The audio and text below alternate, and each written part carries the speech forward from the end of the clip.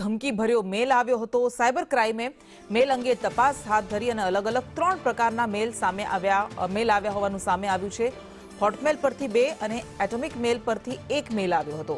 Cyber ક્રાઇમે મેલ ક્યાંથી અને કોણે કર્યો તે અંગે તપાસ હાથ ધરી છે। 18 કરતા વધારે શાળાઓ, જેમાં અમદાવાદની શાળા, ગાંધીનગર કલોલની શાળામાં બોમ્બથી ઉડાવી દેવાની ધમકી આપવામાં આવી હતી અને ખાલિસ્તાની સમર્થક એ વ્યક્તિ હતો। એ મેલમાં જે લખાણ લખવામાં આવ્યું હતું તેના પરથી સ્પષ્ટ થયું હતું અને હવે આ મેલ કોણે કર્યો છે, ક્યાંથી કર્યો છે તેને લઈને સાયબર ક્રાઇમ તરફથી તપાસ શરૂ કરાઈ છે।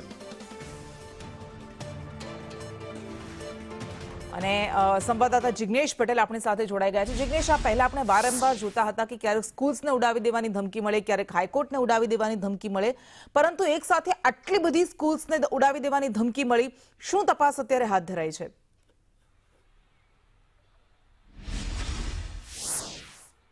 કૃષ્ણા, જે પ્રમાણે મેલ સામે આવ્યા એક બાદ એક કુલ 19 કરતા વધુ સ્કૂલોને આ મેલ મળ્યા હોવાનું પ્રાથમિક તપાસમાં સામે આવ્યું છે।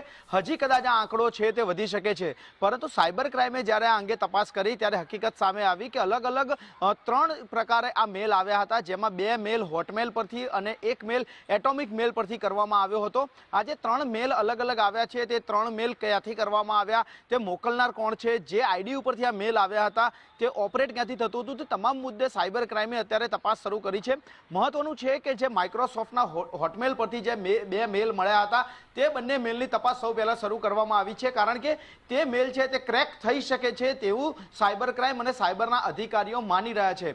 માટે હોટમેલ પરથી આવેલા બંને મેલ અને સાથે જ એટોમિક મેલ આઈડી પરથી આવેલા જે મેલ છે તેની તપાસ શરૂ કરવામાં આવી છે। આ પહેલા પણ જ્યારે ગુજરાત હાઈકોર્ટ હોય કે પછી અમદાવાદની હોસ્પિટલો હોય, દિલ્હીની સ્કૂલો હોય, મુંબઈની સ્કૂલો હોય કે અમદાવાદની સ્કૂલો કે પછી અમદાવાદમાં સરદાર સ્મારક હોય કે તમામ સંવેદનશીલ જગ્યા ઉપર જે મેલ કરવામાં આવ્યા હતા તે જીમેલ અથવા તો અન્ય મેલ આઈડી ઉપરથી આવ્યા હતા, પરંતુ હોટમેલ અને જે એટોમિક મેલ છે તેનો ઉપયોગ કદાચ પહેલી વખત થયો હોય તેવું સાયબર ક્રાઇમના અધિકારીઓ સત્તાવાર રીતે જણાવી રહ્યા છે અને તે મામલે અત્યારે તપાસ શરૂ કરવામાં આવી છે અને આ તપાસ દરમિયાન ક્યાંનું આઈપી એડ્રેસ આવે છે, મેલ મોકલનાર કોણ છે, અહીંયા મેલ જે મોકલવામાં આવ્યા તે કોણે મોકલ્યા અને તેના પાછળનો આશય શું છે, તે તમામ મુદ્દે હવે તપાસ શરૂ કરવામાં આવી છે। જી બિલકુલ, આભાર।